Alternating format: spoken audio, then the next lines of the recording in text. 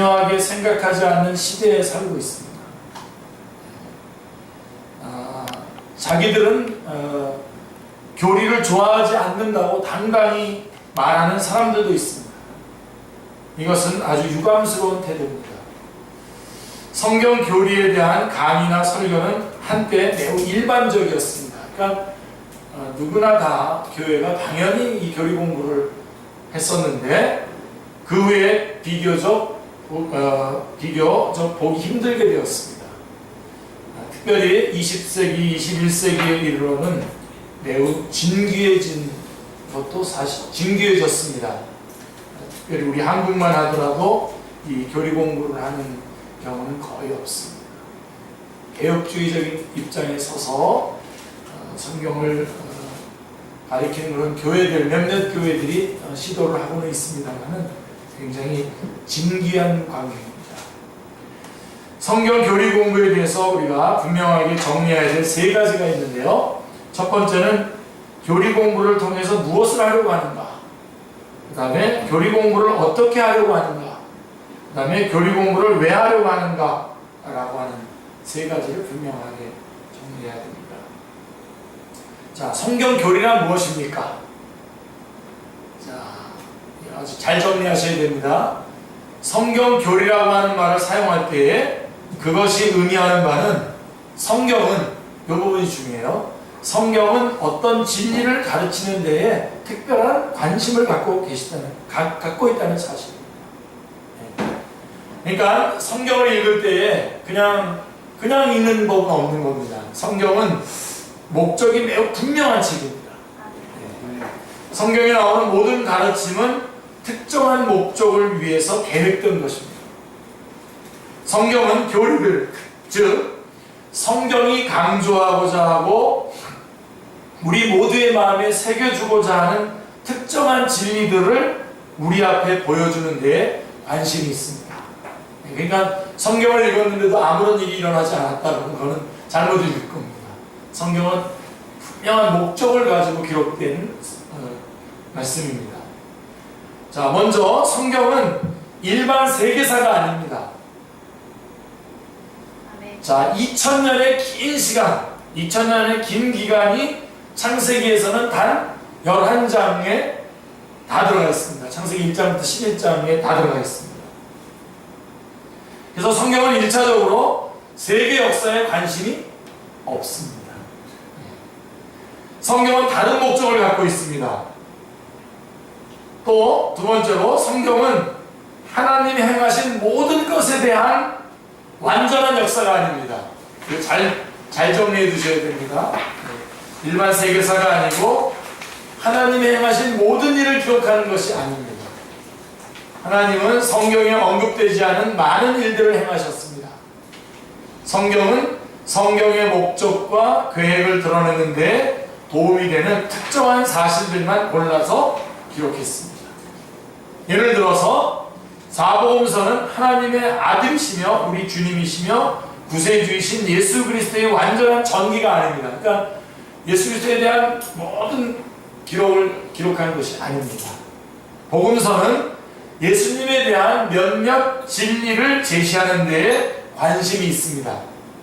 복음서는 예수님의 생애에서 약 3년만을 다루고 그 외의 것은 아주 적게 다룹니다.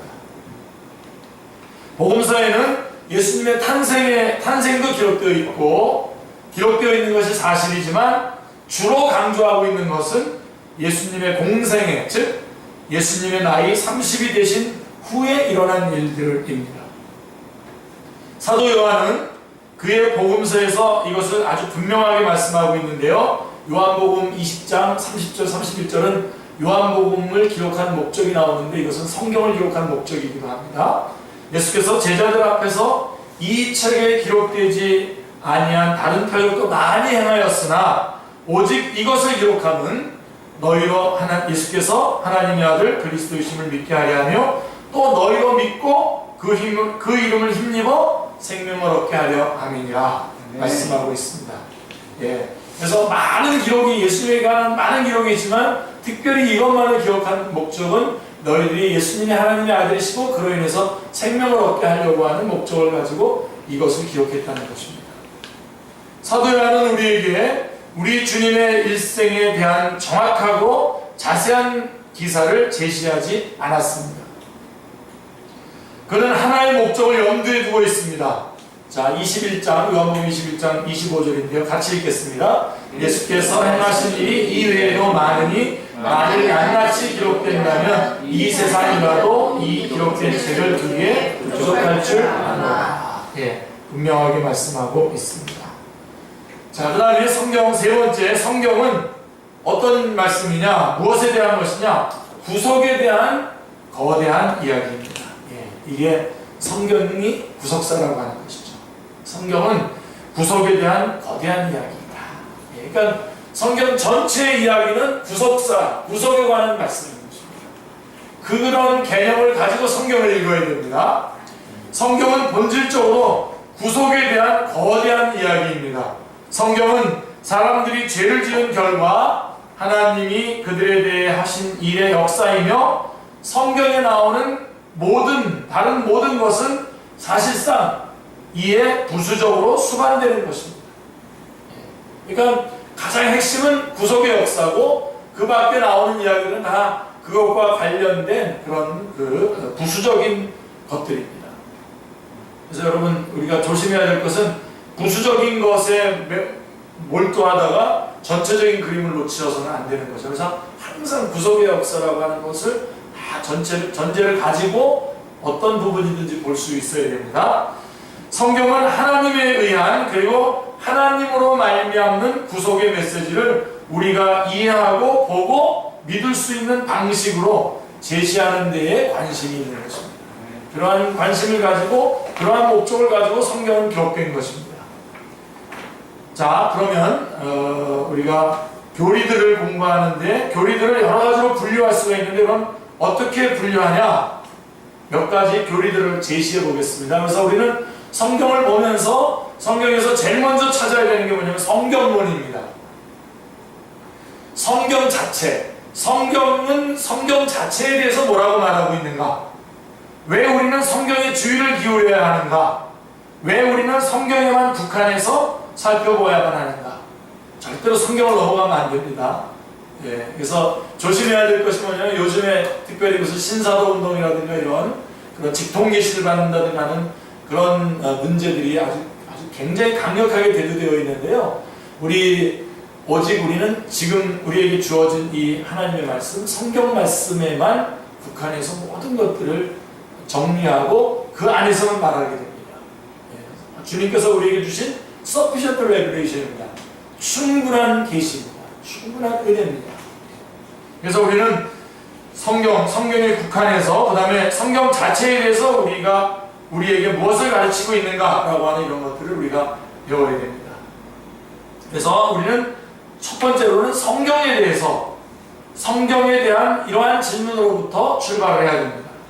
성경이 무엇이며 성경에 대해 스스로 무엇이라고 주장하는지 분명히 알지 못하면 성경의 교리들을 고찰할 수가 없습니다. 예. 굉장히 제일 중요합니다. 그래서 성경에 대한 부분을 제일 먼저 우리가 다뤄야 되고 그 다음 두 번째는 그렇다면 당연히 신론이죠. 하나님에 대해서 성경을 우리의 권위, 우리의 기준으로 받아들이고 나면 우리는 언제나 다른 모든 교리보다 우선해야 되는 위대한 교리에서 출발하게 되는데 그것은 바로 하나님에 대한 교리입니다. 창세기 1장 1절에 태초에 하나님이라고 이렇게 시작되고 있습니다. 우리는 여기에서 하나님을 만납니다. 이것은 하나님의 계시입니다. 그러므로 성경으로 나올 때에 우리는 하나님에 대한 진리를 배우며 그것이 바로 신론입니다. 그리고 당연히 그 다음에는 인간에 대한 교리로 넘어가게 되겠죠. 성경의 임무는 우리에게 구속에 대해서 가르치는 것인데 구속은 하나님이 인간에 대해서 계시하신 일입니다. 이것이 바로 인간론입니다. 인간론. 그래서 우리는 교리 공부를 할 때 성경에서 모든 것들을 찾게 되는데 일단 성경이 무엇인가? 성경에 대해서 뭐라고 말하는가? 그 다음에 하나님에 대해서 뭐라고 말하는가? 그 다음에 인간에 대해서 뭐라고 말하는가를 말하게 되고 난 다음에는 그러면은 그 다음에 기독론이 나옵니다. 예수님에 대해서, 예수 그리스도에 대해서 뭐라고 말하는가? 우리 주님이시며 구세주이신 예수 그리스도에 대한 교리인데 이것을 기독론이라고 부릅니다. 왜냐하면 결국 모든 구속은 예수 그리스도 안에 있으며 오직 예수 그리스도 안에만 있기 때문입니다. 아멘. 예, 구약의 모든 사건은 예수 그리스도를 바라보고 있는 것이며 예수님은 그 절정이죠. 잘 나와 있는 말씀이 어디죠? 요한복음 5장 39절에 너희가 성경을 연구하거니와 이 성경이 곧 나에 대해서 증언하는 것이다 라고 이렇게 말씀하고 있죠. 성경은 우리에게 예수 그리스도에 대해서 많은 것들을 말해줍니다. 그래서 당연히 예수 그리스도에 대한 기독론, 그리스도론으로 가야 되고 그 다음에 그리스도를 얘기했다면 그 다음에 구원을 얘기해야 되겠죠. 구원론. 하지만 어떻게 구속이 제공되었는지 알고 나서 우리 마음에 떠오르는 그 다음 문제는 이 교리가 어떻게 우리에게 적용되는가. 주님께서, 예수 그리스도께서 이루어 놓으신 그 구원이 어떻게 우리에게 적용되는가 하는 것이 구원론이죠. 성경에는 이에 대한 위대한 가르침들이 들어있습니다. 그것은 적용된 구원의 교리, 즉 구원론입니다. 그 다음에 당연히 이제 우리가 같이 또 배워야 될 것이 뭐냐면 교회론이죠. 우리가 구속받을 때 우리에게 어떤 일이 일어납니까? 우리가 구원을 받았습니다. 구속을 받았습니다. 어떤 일이 일어납니까? 우리는 교회에 들어와서 그리스도의 신비로운 몸의 지체가 되는 것이죠. 그래서 기억나시죠, 여러분? 교회에 터는 사도들이고 그 모퉁이 돌은 예수 그리스도고 우리는 그 몸의 지체가 돼서 하나가 되는 거지 않습니까? 그러니까 우리의 구원에 관한, 우리가 구원받았다라고 하는 것은 그래서 그리스도의 지체가 되었다라고 하는 것이고 그리스도의 지체들의 모임이 교회죠. 그래서 교회에 대해서 우리는 공부를 하게 되어 있습니다. 그래서 우리는 성경이 교회에 대해서 뭔가를 말해주리라고 기대하게 되고 성경은 실제로 그 기대에 따라서 교회에 대해서 말해주고 있는 것입니다. 이것이 에클레시아에 대한 부르심을 받은 자들이라고 하는 에클레시아에 대한 교리, 즉 교회론인 것입니다. 그리고 난 다음에 우리는 자연스럽게 이런 질문을 던지게 되죠.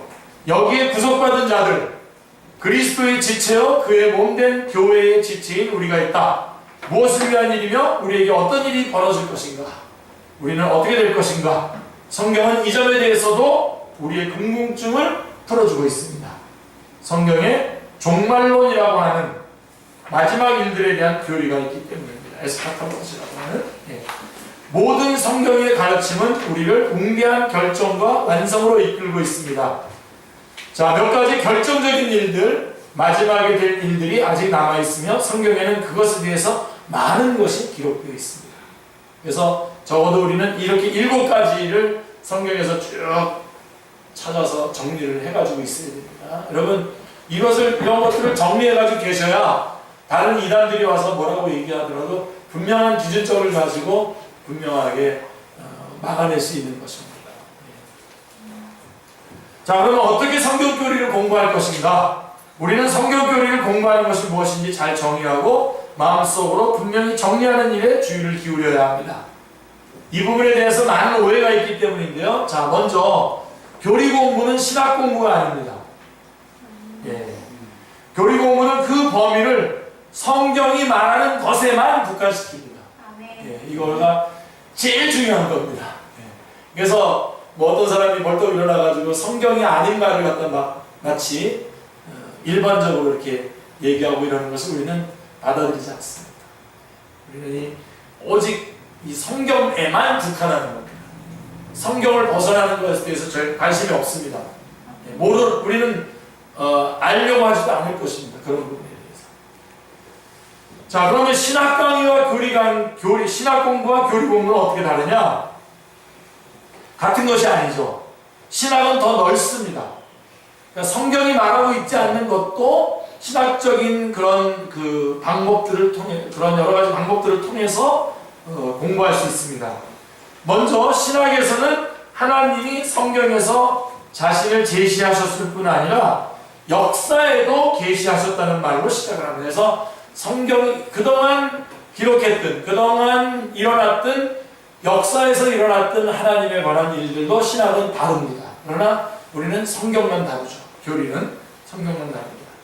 신학에서는 하나님이 경험 속에서 실증적으로 자신을 제시하시며 성경의 교리를 제시하기 전에 다른 계시의 요소들도 고려해야 한다고 말합니다.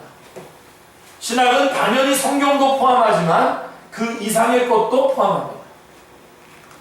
다시 말하면 신학자는 다음과 같은 일을 합니다.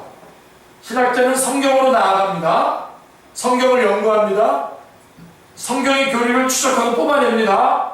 아니면 다른 누군가가 이미 해놓은 일을 살펴봅니다. 그리고 나서 이 교리들을 곰곰이 숙고합니다. 신학자는 교리들에 대해서 생각하고 분석하며 하나의 체계로 정리하려고 애를 씁니다. 그는 인간들에 대해 생각하고 분석하며 하나의 체계로 정리하려고 애를 씁니다.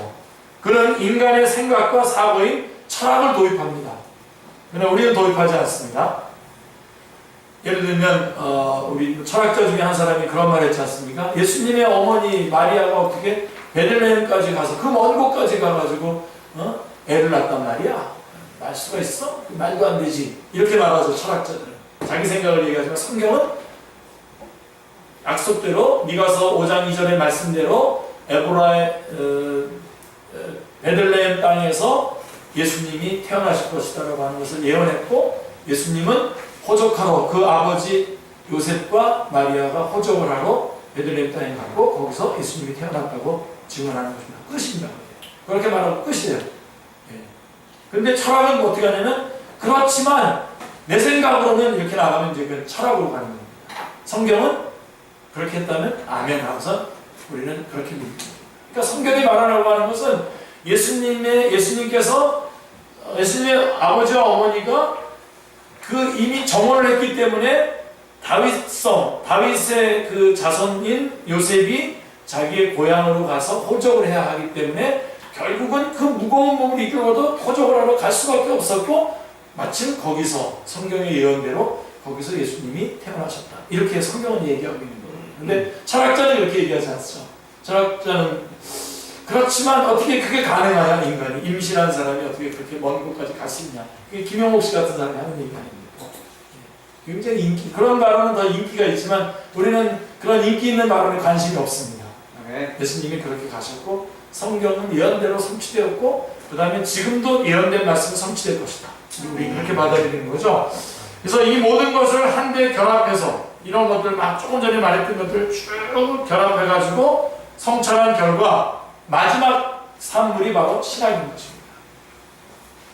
우리는 신학을 믿지만 교리 공부는 이런 신학 작업을 하려는 것은 아닙니다. 누군가가 하나님의 실존에 대한 증거들이라고 하는 제목으로 강의를 한다면 이것은 프린트 보지 말고 이거는 신학 강의일까요? 교리 강의일까요? 신학 강의입니다. 변증을 하지 않습니까? 그것은 기독교 신학에 대한 강의이지 성경 교리에 대한 강의는 아닙니다. 성경에서는 하나님이 실제 하신다는 증거를 발견할 수 없기 때문입니다. 그래서 하나님의 실존에 대한 증거들을 신학에서는 얘기하죠. 그래서 첫 번째로, 이건 빨리 지나가겠습니다. 사람들은 그저 자신의 양심을 들여다봄으로써 하나님에 대한 믿음에 도달할 수 있다고 주장합니다. 첫 번째. 그 다음에 두 번째, 그 다음에 사람들은 자연에서 논증을 취합니다. 그리고 세 번째, 도덕적 논증이 있어요. 그래서 분명히 그래서 한마디로 성경 교리 공부는 성경의 범위를 넘어서지 않습니다. 다시 한번 분명히 말씀드립니다. 그래서 성경은 하나님의 실존에 대한 증거들을 제시하는 것이 아니라 맨 처음부터 어떻게 하죠? 하나님을 선포합니다. 태초에 하나님이 천지를 창조하시라 해서 하나님이 있다 없다를 갖다가 변증하지 않고 하나님이 계시고 하나님이 벌써 선포하는 것으로서 성경은 시작을 하고 있습니다.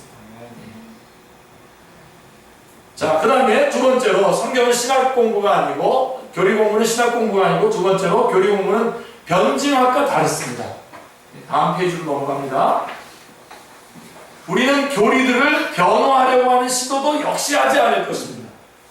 최근에는 신학교에서 변증학이 굉장히 굉장히 중요한 과목으로 등장하고 있고, 우리 축제교회도 몇 년 전에 변증학 전공을 하신 우리 누구죠? 황인관 목사님 모시고 수련회 때에 변증을 했지 않습니까? 기독교가 당연히 가장 맞는 종교고 예수님이 당연히 그걸 구세주의라고 하는 것에 대해서 여러 가지 뭐 불교가 아니고 일교도 아니고 다른 종교들도 아니고 이런 종교 아니라고 하면서 변증하지 않았습니다. 그러나 그거는 변증이고 그거는 그겁니다. 그거는 교리 공부는 아닙니다. 예. 그래서 변호하는 것도 대단히 훌륭한 일이고 이것을 우리는 변증하기라고 부르는데 하지만 교리들을 변호하는 일을 하지 않을 것입니다. 우리는 교리 공부할 때 예를 들어 창조 교리를 다룰 때에 진화론의 문제들이 제기되겠지만 그것을 철저히 다루는 것은 우리의 공부의 주된 목적이 아닙니다. 진화론에 대해서 얘기하고선 그렇기 때문에 창조론이 맞다 뭐 이런 식으로 우리는 논리를 전개하지 않겠다 이겁니다. 성경 교리는 진화론을 다루는 것이 아닙니다. 물론 진화를 언급해야 할 것입니다만은 그보다는 성경 자체가 말하는 것이 무엇인지를 적극적으로 해석할 것입니다. 바로 29장 29절입니다. 다시 한번 같이 읽겠습니다. 감추어진 일을 우리 하나님께 예속하였거니와 나타난 일은 영원히 우리와 우리 자손에게 속하였나니 이는 우리에게 이 율법의 모든 말씀을 생각하게 하십니다. 제가 여기서 표시됐죠. 감추어진 일, 그 다음에 나타난 일. 이 부분에 대해서 여러분들이 분명하게 해야 됩니다. 성경이 말하지 않는 감추어진 것은 모르는 것이 정상이고, 아멘. 성경이 말하고 있는 나타난 일은 우리가 알아야 되고 말씀에 순종해서 행하는 것이 정상입니다. 아멘. 예를 들어 죄의 교리를 다룰 때에 누군가 악은 어디에서 오는 것입니까? 라고 묻는다면 우리는 대답해 줄 수가 없습니다. 왜 그러냐 하면 성경이 우리에게 말해주고 있지 않기 때문에 그렇습니다. 악이 어디서부터 왔습니까? 라고 이거 성경은 말해주고 있지 않습니다. 그냥 악의 존재를 얘기하고 있고 악에 존재하는 그 악이 행하는 일들이 나와 있을 뿐이지 어디서부터 시작됐습니까? 대답을 안 해주고 있습니다. 그래서 만약에 이런 것을 대답하면 성경을 벗어나는 겁니다. 추측할 수도 있고 추론할 수도 있지만 그것은 성경 교리가 아닙니다. 우리는 궁극적으로 하나님의 마음속에 있는 은밀한 일들이 아닌 계시된 것들, 계시된 일들에만 우리 자신을 국한시켜야만 합니다. 그래서 우리 언제 죽죠? 그리고 우리 주님 언제 오시죠? 성경이 제시하고 있지 않기 때문에 우리는 이렇게 결심해야 돼요. 모르기로 결심해야 돼요. 모르기로 오히려. 자, 그럼 왜 성경교리를 공부해야 됩니까? 크게 세 번째로 왜 우리는 이 일을 반드시 해야 된다고 믿는 것입니까? 이 질문에 대한 몇 가지 대답이 있는데요. 첫째로 성경이 교리를 말하고 있기 때문에 그렇습니다. 그래서 교리 공부를 해야 돼요. 성경은 그저 일반적인 역사가 아닙니다. 성경의 관심은 특정한 진리들을 우리에게 분명히 제시하는 것인데 그 진리들이란 교리입니다. 따라서 성경을 올바르게 읽는다는 말은 교리에 대해 숙고한다는 것을 의미합니다. 그래서 여러분 우리 큐티 얘기하잖아요. 큐티 얘기하는데 만약에 여러분들이 그냥 큐티를 쉽게 생각하시는 분은 이제 쉽게 생각해도 제가 말리지 않겠습니다. 그냥 읽고선 성경에서 쭉쭉 찾아내 보는데 큐티를 한다면 제일 먼저 중요한 게 뭐냐면요. 그렇다면 여러분들이 정말 진지하게 이 성경 말씀이 의도하는 대로 성경을 본다면 큐티를 한다면 그래서 큐티를 한다면 그 성경 말씀이 말하고 있는 진리를 교리를 찾아내야 됩니다. 그게 바로 보편적 진리라고 하는 단계를 가요. 그래서 제일 먼저 큐티할 때 제일 먼저 단계가 뭐냐면 성경을 읽죠. 기도하고 주님 이 말씀을 제가 알고 깨닫게 해주십시오. 성령님 인도해 주십시오. 기도하고 난 다음에 성경을 읽어야 한 5번 정도 쭉 읽는 게 좋습니다. 그리고선 거기에서 뭘 찾아내야 되냐면 보편적인 진리를 찾아내요. 그러니까 다시 말해서 어느 시대에 누가 보더라도 그러니까 일단은 이 성경 말씀이 기록될 때에 맨 처음에 하나님의 마음에 있던 것이 기록될 때에 그 기록되는 그 시대의 배경과 언어를 통해서 기록이 됐잖아요. 근데 이걸 다시 읽으면서 우리는 시대적인 배경도 빼고 그때 어떤 그 언어적인 문제도 빼고 그래서 다시 하나님의 마음에 있는 그 마음을 다시 찾아내야 되죠. 그게 바로 보편적인 진리고 그게 바로 교리입니다. 그것을 찾아내는 게 바로 교리예요. 그러니까 여러분 큐티 그러면 아주 신앙의 초보 단계에서 하는 거라고 생각하는데 물론 초보 단계식으로 큐티 하셔도 좋습니다. 안 하는 것보다 훨씬 좋은데 큐티 그러면 여러분 이거는 굉장히 항상 영구적으로 하셔야 돼요. 성경을 일단 국어 실력이 좋아야 됩니다. 국어 실력이 좋아요. 성경을 읽고서는 이게 무슨 뜻이지? 한국말도 못 알아보면 일단 한국말로 알아보고 그 말씀 속에서 예를 들면 그 지역의 어떤 특수한 어떤 지역적인 지명 혹은 어떤 특별한 개인 어떤 개인에 대한 것들도 다 뽑아내고선 그 안에 아주 보편적인 그 원래 하나님의 마음에 있던 그 뭐를 찾아내는 것입니다.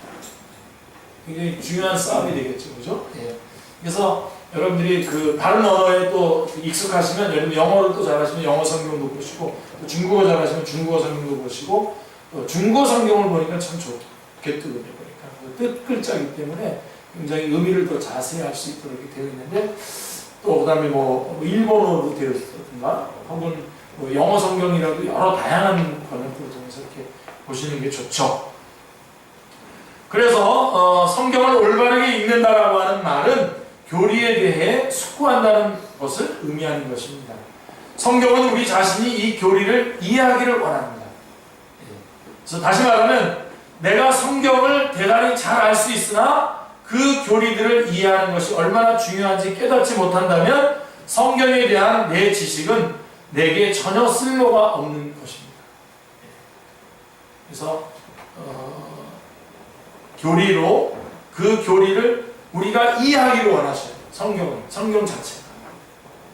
자, 그래서 쑥쑥 넘어갑니다. 첫 번째, 구약의 선지자들이 교리를 설교했어요. 그러니까 우리는 그 이 모든 성경 안에서 교리를 찾아낼 수 있는 겁니다. 구약의 선지자들이 교리를 설교했고, 그 다음에 다음 쪽으로 넘어가면 두 번째로 주님께서 교리를 설교하셨어요. 쭉 넘어가서 그 다음에 사도들이 17쪽에 가보시면 사도들도 교리를 설교했어요. 예. 그 다음에 18쪽으로 가보면 신약의 서신서 기자들, 서신서 기자들이 교리를 말했습니다. 자, 그러면 그 부분만 좀 살펴드린다면 구약의 선지자들도, 그 다음에 또 신약에서도, 그 다음에 사도들도, 그 다음에 서신서 기자들도 교리를 말했는데, 자, 서신서는 무엇입니까, 여러분? 이 서신서들에는 몇몇 위대한 교리를 강조하고 역설하고 있는데, 특정한 교회들에서는 특별히 그렇게 해야 될 필요성이 있었습니다. 사실 케이스워크죠. 그 교회마다 주어진 그 케이스들을 주님께서 그 서신서를 기록하는 저자들을 통해서 성령님께서 역사하셔서 그거에 대한 대답들을 말씀해주고 있는 것이죠. 그래서 서신서 저자들은 교리를 취해서 그것을 실제적인 방식으로 적용을 하고 있습니다. 이제 우리는 그들이 언제나 교리를 표현하고 설명하는 데 관심이 있었음을 발견할 수 있습니다. 자, 이것이 성경 교리 공부를 해야 하는 첫 번째 이유이고요. 성경이 그것을 요구하고 있고요. 성경 자체가 그렇게 하면서 우리에게도 그렇게 하라고 권면을 하고 있습니다. 자, 그 다음에 두 번째로 교리를 공부하지 않고 성경을 연구하는 것은 위험한 일입니다. 자, 이제 이런 것들이 바로 이제 성경이 말하게 하지 않고 내가 성경에다가 뭔가를 먼저 밀어넣는 그런 그 성경 공부 방식이 있거든요. 그래서 그러면은 위험한 거죠. 우리는 나무만 보고 숲을 보지 못하는 것에 대해서, 그리고 그것이 얼마나 위험한가에 대해서 말하고 합니다. 우리 주님 당시 유대인들의 진짜 문제는 그들이 문자에만 얽매여서 그 정신을 결코 제대로 깨닫지 못했다는 것입니다. 다시 말해서 그들은 교리를 깨닫지 못했습니다. 문자 하나, 자꾸의 한 문자 하나, 그 글자 하나하나에 대한 굉장히 관심을 두고 첨예하게 대립을 하고 막 토론도 하고 그랬지만 전체적인 그림을 못 본 거예요. 아주 더 전체적으로 이 성경의 구속사라고 하는 것을 놓치고 그냥 본 겁니다. 다시 말해서 그들은 교리를 깨닫지 못했습니다. 그들은 말을 안다는 데에 만족해서 말씀은 결코 깨닫지 못했습니다. 이러한 유대인의 상황에 우리도 처할 수 있다는 위험한 가능성을 우리는 인식해야 됩니다. 지난번에 우리 교회에서 이렇게 일어나가지고 소란도 아니었죠. 소란을 피웠던 분의 그 잘못이 뭡니까? 여러분 40%씩 헌금하려는 거예요. 네, 다 하십시오. 네, 근데 무슨 근거로? 뭐 가지고 이게 전체적인 그림을 이게 모르는 거예요. 그래서 나름대로 자기가 하나님 앞에 뭔가를 지금 받았다고 생각합니다. 자기를 객관화시킬 수 없는데도 불구하고 그렇게 생각하는 거죠. 그래서 전체적인 그림을 모르는 거예요. 기독교 전체를 모르는 거예요. 자, 문자에만 얽매인다면 성경은 우리에게 아무 유익을 주지 않을 뿐만 아니라 심지어 우리를 잘못된 길로 인도할 것이기 때문입니다. 또한 문자에 얽매이는 것은 우리 영혼을 저주받게 하는 원인이 될 수도 있어요. 성경을 공부하고 나서도 교리, 보편적인 진리에 도달하지 못한다는 것은 그 연구가 전혀 유익이 되지 않았음을 의미하는 건데, 자, 그런 연구가 대단히 지적인 것일 수 있습니다. 그것은 시간을 보내는 좋은 방법일 수 있죠. 성경을 글자 맞추기 퍼즐, 심지어 그림 맞추기 퍼즐을 하듯이 이리저리 뜯어 맞추는 일에 몰두하고서는 교리에는 결코 이르지 못하는 사람들이 얼마나 많은지 모릅니다. 그게 바로 여호와 증인들이고요. 신천지고 그렇습니다. 그런 사람들이 그렇게 자기가 원하는 대로 성경에서 쪽쪽 뽑아내서 모아놓긴 모아놨는데 이게 전체가 뭘 얘기하는지 어떤 걸 의도하는지 모르니까 전혀 다른 주관적인 해석을 해버리는 것이죠. 그들의 연구와 묵상은 아무 소용이 없습니다. 그런 것들은 필요가 없는 겁니다. 시간만 많이 보내는 거죠. 사탄이 좋아하는 거 아시죠? 그렇게 해서 시간 많이 보내도록. 셋째로, 교회는 수십 세기 동안 필수적으로 성경 교리를 강조했습니다. 이런 것들이 굉장히 중요해요. 여러분, 성경을 해석할 때도 이단들도 이제 이런 것들을 놓치는데, 성경을 해석할 때도 전에 어떻게 해석했나, 우리의 신앙의 선배들은 이 말씀을 어떻게 해석했나를 쭉 보는 것은 굉장히 중요한 일인데, 대부분 이단의 교주들은 어떻게 하죠? 여태까지 한 것들은 다 무시합니다. 다 무시하고, 그 다음에 우리 교회로만 와야 되고 내가 해석한 것만 맞다고 해요. 절대로 그렇지 않습니다. 여러분, 어떻게 하는지 아세요? 저 같은 경우는 성경을, 예를 들어 설교를 만든다 그랬을 때 성경을 놓고 다 공부를 하죠. 교리도 보편주의도 찾고 저희도 다 찾아본 다음에 다른 사람이 한 설교 3편 정도를 쭉 읽고 쭉 뽑아내서 검증을 하고 더해서 다시 하나님 앞에 기도하고 이렇게 설교가 준비되는 것입니다. 그렇게 되지 않으면 안 됩니다. 특별한 거 없습니다. 특별한 말을 들으려고 하는 사람은 조심하세요. 평생에 듣던 말씀 또 들려주시오, 이거죠. 근데요, 평생에 듣던 말을 또 들려주는데도 또 은혜 받아요. 그죠?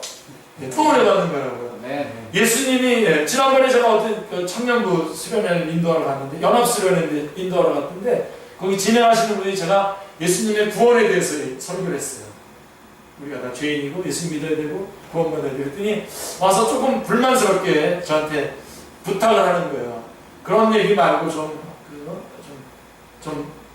목사님 그 특별한 얘기들이 그것 좀 하라고. 그래서 그 다음에 처음에 지옥 얘기했기 때문에 그 다음에 또 그 말씀 듣고 그 다음 두 번째 천국 얘기했어요. 천국 얘기하고 예수 믿어서. 뭘 특별한 얘기를, 여러분, 자, 우리 가끔 그런, 우리 목사님들이 제일 싫어하는 게 추석이나 설날 이런 게 그 주일날이랑 겹칠 때 제일 싫어하거든요. 자, 여러분, 추석 그날이랑, 또 오해할 때 있어요. 추석이랑 주일날이랑 어느 게 더 중요해요? 주일날이 훨씬 중요해요. 주님 부활하신 날이잖아요. 그 다음에, 자, 어저께 어떤 큰 사건이 일어났어요. 그것과 예수님이 십자가 달려 돌아가셨던 사건하고, 둘 중에 한 가지만 얘기해야 된다면 교회 강단에서 어떤 얘기를 해야 됩니까? 십자가를 얘기를 해야죠. 근데 아예 최근 얘기들 다 얘기하느라고, 최근에 일어나는 얘기하느라고 중요한 얘기는 빼놓는 거죠. 근데 우리는 이 얘기를 계속하는 거예요. 창세기에서 복음을 얘기하고 출애굽기에서 또 복음을 얘기해요. 다 그 얘기예요. 성경 전체를 아무리 뒤집어 봐도 더 깊이 들어가 봐도 예수님을 얘기하는 거죠. 창세기에서 예수님 얘기가 뭡니까? 여자의 후손. 출애굽기에서 어린 양, 유월절 어린 양. 쭉쭉쭉 나와요. 레위기, 5대 제사, 그 제사 다 예수님 얘기하는 거잖아요. 네? 그거를 얘기해야 되는데 그런 것들을 놓치는 거죠. 그래서 교회가 계속해서 교리를 얘기해왔다라고 하는 것은 우리도 여전히 그 교리를 계속해서 얘기해야 된다라고 하는 것입니다. 그래서 쭉 넘어가고요. 네, 거기 21쪽에 가보시면 거기 앞부분 중요한 건데 그냥 같이 한번 하도록 할까요? 20쪽 거기서부터 다시 해볼까요? 성경 교리를 연구하는 또 다른 이유는 수십 세기 동안 교회가 언제나 성경 교리들을 강조하는 것이 필수적이라는 사실을 발견해 왔기 때문입니다. 교회의 가장 초창기로부터 온갖 희생을 치르고 예수님이 주님이시라는 것을 고백하지 않는 사람은 그 누구도 교인으로 받아들여지지 않았습니다. 하지만 예수님은 주님이십니다라고 고백하는 그 순간 우리는 교리적 진술을 하고 있는 것이죠. 시간이 조금 흐른 후 초기 그리스도인들은 그저 예수님은 주님이시다라고 말하는 것만으로는 충분하지 않다는 것을 알게 되었습니다. 그래서 그들은 세례 형식을 도입할 필요가 있다고 생각했고 세례를 받고자 하는 지망생들은 교리문답을 배웠습니다. 그들은 몇 가지 질문을 받았으며 그 질문에 대답할 수 있어야만 했습니다. 저도 한번 저는 떨어졌다가 두 번째 붙었습니다. 처음에 아주 어렸을 때 중학교 1학년 때 2학년 때 갔다가 떨어졌습니다. 그러나 금세 이단들이 일어나고 교회 안에 있는 사람들이 올바르지 않은 것들을 말하기 시작했습니다. 그들은 상당히 진실하고 진지하긴 했지만 옳지 않고 해로운 것들을 말하고 있었습니다. 그리고 이런 이단 교사들과 거짓 교사들은 교회 내에 혼란을 야기했을 뿐만 아니라 교회 밖의 사람들도 잘못 인도했던 것입니다. 교회 내에 이교가 발언함에 따라서 초대교회는 우리가 보통 신경이라고 부르는 것, 예를 들어서 사도신경이 제일 초창기 신경입니다. 그 다음에 니케아 신경, 아타나우스 신경. 여러분들이 지금이라도 인터넷에 딱 이거 찍으면 그 내용이 다 나옵니다. 근데 세 개의 내용이 거의 비슷합니다. 사도신경, 니케아 신경, 아타나우스 신경 다 내용이 거의 다 비슷합니다. 아까 우리가 말했던 하나님으로부터 시작해서 하나님, 예수 그리스도 쭉쭉쭉 다 나옵니다. 자, 교회 안에 너무 많은 오류와 이단이 있기 때문에 이제 그런 신경들은 필수적인 것이 되었으며 교회는 성령님의 인도 아래 다음과 같이 말했습니다. 우리가 무엇을 믿으며 또한 무엇을 믿지 않는지 분명히 해야 합니다. 그저 사람들에게 성경을 펼쳐서 주는 것만으로는 충분하지 않습니다. 완벽하게 진지하고 진실한 사람들도 성경을 읽고 나서 상당히 잘못된 것을 말할 수도 있습니다. 우리는 우리의 교리를 규정해야 합니다. 자, 교리들에 대한 그런 정의들을 우리는 신경이라고 합니다. 크리드라고 하는 크리드. 그리고 나서 얼마 후에 어떤 의미에서 하나였던 교회가 동방교회하고 서방교회로 갈라지죠. 1054년에 갈라집니다. 언어적인 문제 때문에도 그렇고요. 동방서방. 그 다음에 교리적으로는 이제 예수님, 성령님께서 하나님께서만 나오냐, 그리스도에게서도 나오냐 하는 그런 필리오큐라고 하는 그런 문제 때문에 교회가 둘로 갈라지죠. 하지만 이렇게 갈라졌을 때에도 교리는 대체로 동일했어요. 동방교회, 서방교회, 그 다음에 개신교, 영국 성공회 이렇게 해가지고 교회가 이렇게 크게 네 가지로 갈라지는데 그래도 역시 대체로 동일했습니다. 교리가 동일했고요. 교회가 죽어 있었던 것은 사실입니다. 하지만 교회는 이 세 개의 위대한 신경들의 지배를 받았습니다. 그 후에 개신교 종교개혁이 일어났고요. 1517년에 그래서 새 생명, 새로운 할례, 새로운 이해가 생겼습니다. 그리고 다시 한번 교회는 교리를 정의하는 것과 그것을 분명하고 명확하게 진술하는 것이 절대적으로 필요하다는 것을 사실 깨달았고요. 그래서 개신교도 간에 흔히 위대한 신앙 고백이라고 불리는 것들이 나오게 된 것입니다. 이들은 성경 교리들을 함께 열거하고 해설해 놓은 것을 뿐입니다. 그 지도자들은 다시 한번 사람들에게 성경을 펼쳐주는 것만으로는 충분하지 않다. 우리는 그들을 인도해야 한다. 우리는 그들을 도와줘야 한다.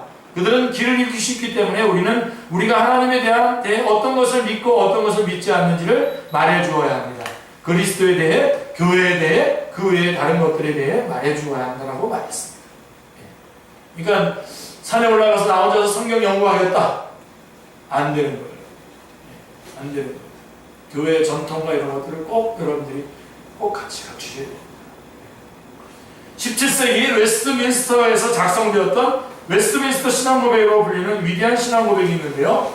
자, 이거에 대해서 여러분 공부하기를 원하시면 제가 꼭 시간을 내서 같이 우리 교회에서 웨스트민스터 신앙고백을 한번 쭉 같이 공부하도록 하겠습니다. 자, 이것은 스코틀랜드 교회와 전 세계의 모든 곳에 있는 장로교회의 신앙고백입니다. 우리 한국의 우리 교회도 장로교회에 속해 있는데 그러한 고백과 같은 맥락을 갖고 있습니다. 자, 이 모든 신앙 고백들 및 그에 수반되는 교리 문답들은 교회 안의 사람들로 하여금 무엇을 믿어야 하고 무엇을 믿지 말아야 하는지 정확히 알게 하고 그 믿음의 이유가 무엇인지 알도록 하기 위해서 성경 교리를 진술한 것일 뿐인 것입니다. 그것들은 모두 우리를 믿음 안에서 든든히 세우기 위해서 그리고 우리가 어디에 위치하고 있는지 정확하게 알 수 있도록 하기 위해서 만들어진 것입니다. 교회의 초기 시절에 이 모든 것이 필요했다면, 종교개혁 시절과 17세기에 이것이 필요했다면 분명 그것은 지금 현재 이 순간에도 긴급하게 필요한 것이 아니겠습니까? 그렇죠? 오늘날 교회는 사이비 종교들에 둘러싸여 있습니다. 그냥 어떤 분이 일반적으로 얘기하는 건데 보면 우리 지금 800만이라고 하잖아요. 우리 그리스도인은 1200만은 아니고 벌써 800만인데 200만이 이단이랍니다. 200만. 카운팅은 800만이 기독교인들인데 200만이 이단이고 600만이 그리스도인인데 그것도 거의 많은 명목상 그리스도인들이 많죠. 이런 거에 지금 완전히 둘러싸여 있습니다. 신앙생활 잘하는 사람도 저한테 연락이 와가지고 이상한 문서 같은 것들을 보여주면서 목사님 이 글 참 괜찮은 것 같은데 목사님의 생각은 어떠세요? 그래서 이렇게 읽어보니까 다른 이단에서 자기를 변호하기 위해서 쓴 글들이더라고요. 그 글은 성경의 진리를 왜곡시킨 편향된 왜곡된 글입니다. 그래서 대답도 해주기도 하고 그랬습니다만은 그러니까 우리들도 흔들리는 거예요. 이거에 분명하게 서 있지 않으면 흔들리는 거죠. 자, 이 사람들은 우리의 문 앞에 와서 그들 말로는 성경을 가지고 말하죠. 그러니까 이게 바로 성경만 가지고 말한다고 다 되는 게 아니에요. 그렇죠? 교리가 필요한 겁니다. 그들은 우리가 가르치는 성경을 자기들도 믿는다고 말합니다. 그들이 말을 하는 순간 우리는 본능적으로 뭔가 잘못되었다고 느끼지만 그들에게 대답을 제대로 하지 못합니다. 왜요? 교리로 확고하게 적어되어 있지 않기 때문에 그렇습니다. 성경 교리를 연구하는 목적 가운데 하나는 함께 그런 가르침들에서 잘못을 발견할 수 있도록 하는 것입니다. 사이비 종교에 대해 강의하겠다는 말이 아닙니다. 우리는 성경이 정말로 가르치는 것이 무엇인지를 상기시키려고 하는 것입니다. 그것을 정확하게 확실하게 파악하고 알게 되면 우리에게 제시되는 다른 모든 가르침을 평가할 수 있게 됩니다. 하지만 교회 주변에만 이 모든 오리와 사이비 종교 의식들이 있는 것은 아닙니다. 심지어 바로 교회 안에도 심각한 혼란이 있습니다. 소위 부족한 기독교도들의 문제입니다. 그들에게는 교리가 존재하지 않고 분명한 정의가 없으며 누구든 자기 좋은 대로 말하도록 허용하고 있습니다. 그런 교회도 있어요. 순서 다 정해가지고 예언 다 하게 만들어다. 사람들이 다 거기 다 모이죠. 이는 그리스도인들이 성경 교리를 함께 고찰해 보는 일이 지금보다 더 긴급하게 필요한 데는 없었음을 의미하고 있는 것입니다. 굉장히 중요하다는 겁니다. 그래서 저도 다시 시급하게 다시 이 교리 공부 첫 번째 시간을 여러분하고 다시 한번 나누게 되는 이유가 바로 여기 있는 것입니다. 우리는 우리가 어떤 토대에 서 있는지 알아야 하며 우리를 공격하기 위해 오는 모든 원수, 모든 교활한 원수, 우리의 영혼을 멸망시키기 위해서 광명의 천사로 가장하고 오는 마귀가 사용하는 모든 계략을 알아야 합니다. 그 다음에 네 번째로 성경 교리 공부의 목표는 하나님을 알며 하나님의 임재에 들어가는 것입니다. 이게 제일 중요해요. 여태까지 말한 것 중에 제일 중요해요. 우리가 하나님을 알아야 되잖아요. 자, 왜 알아야 됩니까? 알아서 난 하나님에 대해서 알고 넌 모르고 그래서 넌 쪼다지? 난 잘났지? 그만하려고 우리 성경 교리 공부하는 게 아니라 성경 교리 공부를 하면 우리는 하나님을 알게 될 것이고 그러면 우리는 하나님의 임재 안에 들어가게 될 것이고 그분께 영광과 찬양을 올려드리게 될 것이기 때문에 성경 교리 공부를 하는 것입니다. 이거는 뭐 안 잊어버리고 계시겠죠, 여러분? 이 교리를 우리가 함께 고찰해 보아야 할 더 고상한 이유가 있는데, 궁극적으로 교리 공부는 하나님을 참으로 알며 하나님의 영광스러운 임재에 들어가며 우리에 대한 하나님의 길이 얼마나 경이로운가를 알게 하는 유일한 방법입니다. 네. 그렇습니다. 계속 성경을 읽고 연구하십시오. 하지만 세부적인 것들에 매여서 헤매지 마십시오. 이 위대하고도 강력한 교리의 최고봉들을 뽑아내서 그것들을 통해 하나님이 누구시며 우리의 죄에도 불구하고 하나님이 자신의 사랑하시는 아들 안에서 우리를 위해서 하신 일이 무엇인지 깨닫도록 하십시오. 우리는 예전에 어떤 지식이, 어떤 지적인 지식이나 정보를 얻기 위해서 이 공부를 하는 것이 아닙니다. 사도 바울은 고린도서 8장 1절에서 지식은 교만하게 하며 사랑은 덕을 세우나니라고 말씀하고 있습니다. 우리는 하나님을 아는 일에 관심이 있습니다. 이것은 예배입니다. 성경에 대한 고찰은 언제나 예배이며 성경과 그 가르침에 대해서 다른 교과서들에 대해 하는 것과 같은 방법으로 접근하는 것처럼 위험한 일은 없습니다. 사람들이 신학교에 들어가서 종종 잘못되는 경우가 있죠. 왜냐하면 그들은 성경을 마치 하나의 교과서인 양 접근하기 때문입니다. 그들은 너무 자주 이 위대한 교리를 마치 그것이 인간의 사상과 아이디어인 것처럼 접근합니다. 그들은 언제나 예배와 경외하는 마음으로 교리를 대하지 않습니다. 그들은 번역과 지식에 관심이 있습니다. 그것들이 꼭 필요한 것이기는 하지만 거기서 그쳐서는 안 되죠.